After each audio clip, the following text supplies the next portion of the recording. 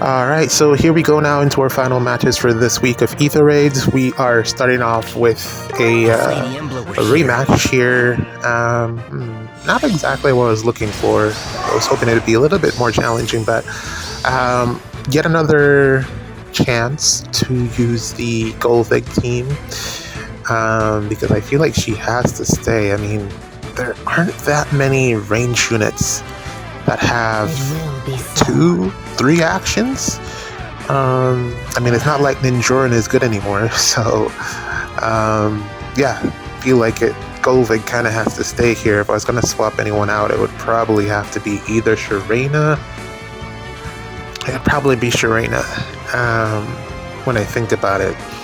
But yeah, don't have to worry about that right now. That's for whenever that happens, future problems. But we're going to go into this one. I'll do it. Clear up some space, use Golvig's Deadly Miasma to erase the terrain, the ice terrain from Corrin, female Corrin? Corrin? Robin, female Robin, rather. And then take it from there. We're going to see, should be able to pretty much take out Fort Mortis. He's not the greatest save unit anymore in comparison to, a couple months ago, probably a year really, where he was very dominant, but pretty much everything blows him up these days. As a armored unit on defense, his value has dropped tremendously, but hopefully he'll pick back up with a refine and remix. In comparison to Arvel, hopefully we'll have a better refine, because Arvel's refine was not that great. Refine and remix for him was not that great.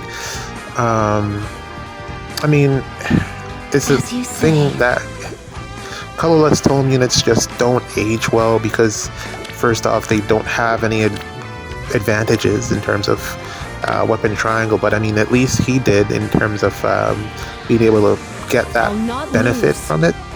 But I don't know, I guess they lacked ideas, didn't know what to do with him. I don't know. Really, all they had to do was make him hit harder, and that's not too difficult. If you ask me, res-based true damage, crank that up to 40, 50 even. Some special jumps maybe. It's not too hard to make Arvel. It wouldn't have been too hard to make him Mythic Arvel a good unit for defense again. So I don't know why they chose to ignore him the way that they did. I mean, they gave him some stuff, but it just was not anything good, if being completely honest.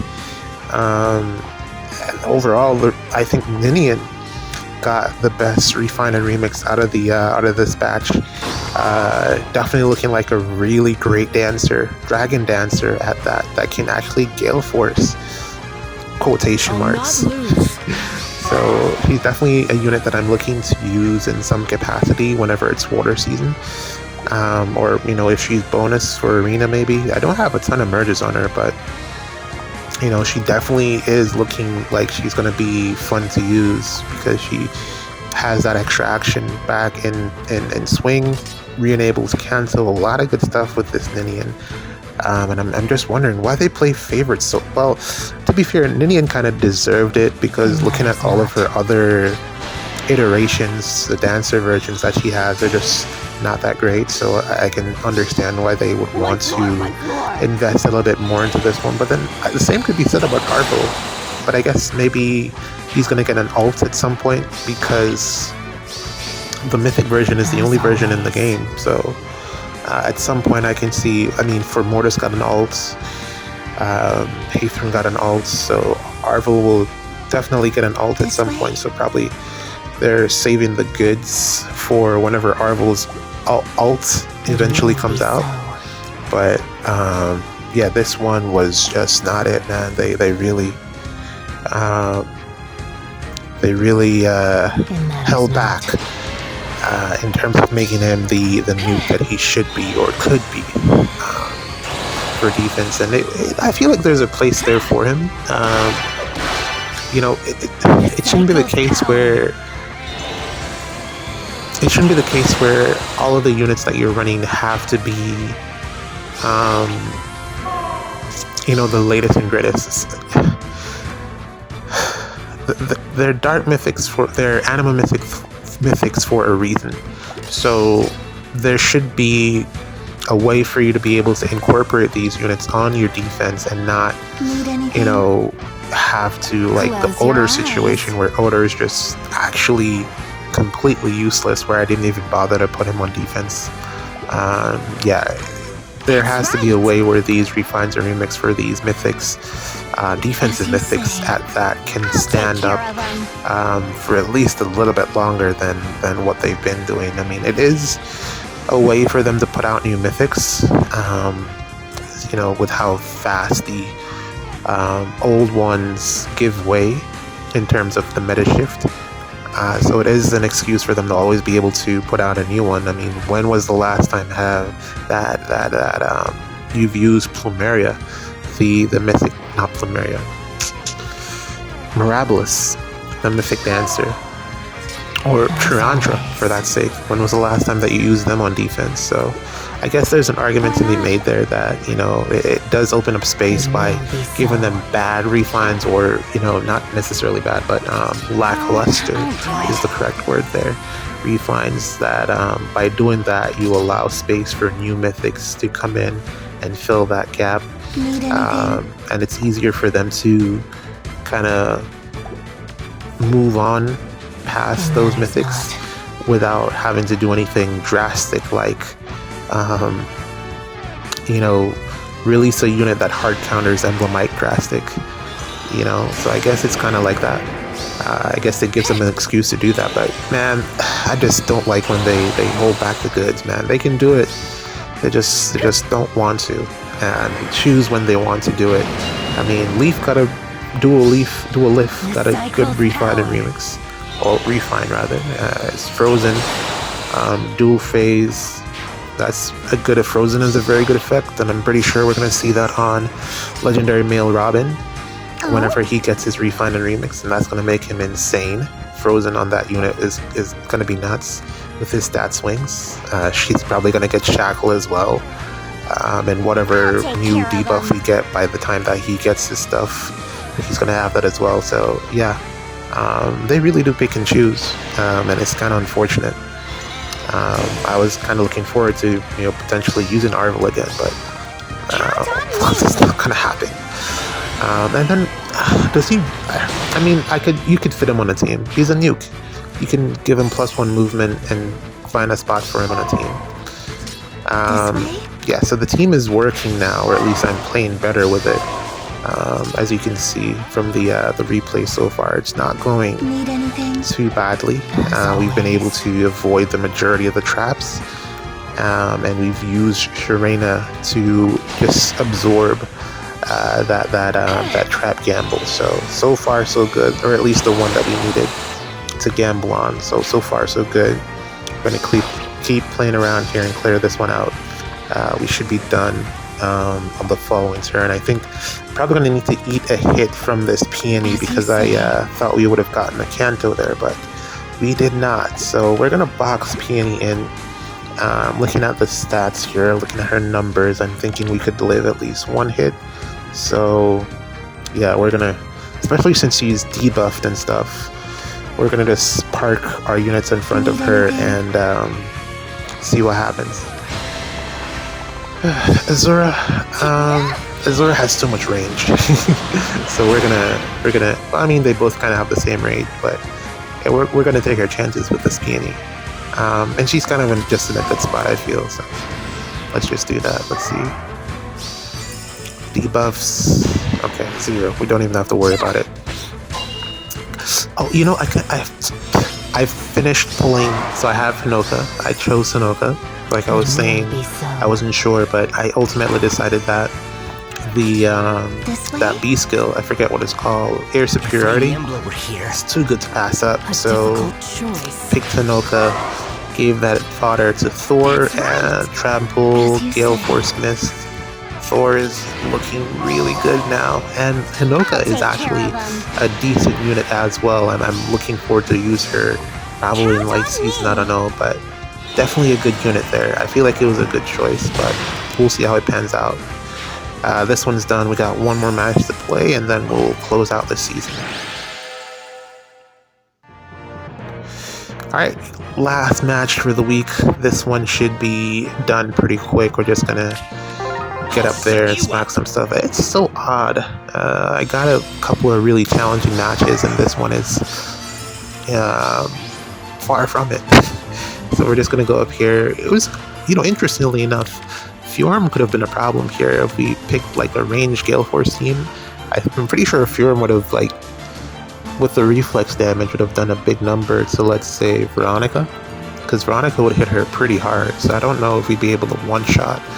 So that would have been interesting to find out. But there's no point in throwing the last match if you can avoid it.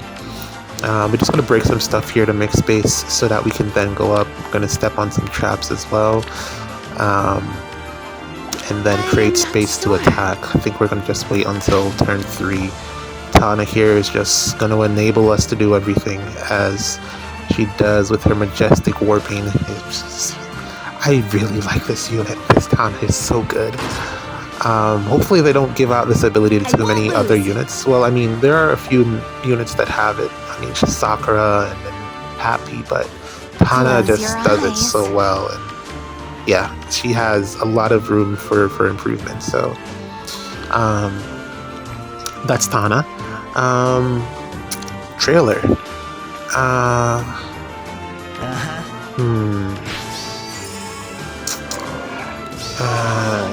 I don't really have anything to say about the trailer more than well, I can discuss, but I mean, I'm glad that it's not the craziest trailer in the world. It's not the craziest banner that we're getting for Halloween. Usually we get more armored beasts and dragons, so this is a departure for that. I mean, there's one beast, Nerthus,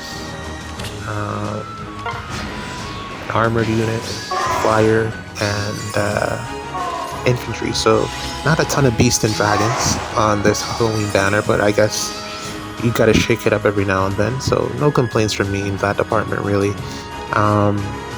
But overall, I just feel like nothing really new to write home about, which is a good thing. Give me a break, I'm trying to catch up on banners. I still got to pull on the legendary emblem banner. I have not started yet, and I don't know how much longer that one's going to stick. Oh, and I almost forgot that I want to break my pity on the Ryoma banner, so I got to go back in there. So yeah, give me a break, man. I want to have something that I can skip, and I think I'm gonna skip this Halloween banner. Looking at the units, Nerthus, doing more Nerthus things, nothing new really there. A good evolution of the unit, and I feel like they've kind of narrowed down what her archetype is going to be, and I feel like they have a full idea, or a good idea, of what they're going to give her whenever her turn comes for Mythic Refine and Remix. She's probably going to be looking like one of these versions of herself, or maybe they just don't give her anything. I mean, we've seen what they've done to Arvel, so maybe they just treat Nerthus the same and don't give her anything. So I mean, IS will do what IS wants to do, but this Halloween version looks like we expected, or at least what I expected from a Nerthus. Not doing anything different there. Peony just looks like another evolution of Peony. Very good alternative or side grade to Plumeria, but I still think Plumeria is better because dual or harmonic button. That is very valuable, and it gives an additional dance. If Peony had a harmonic button or a dual button and could do the same, but IS doesn't give us the goods.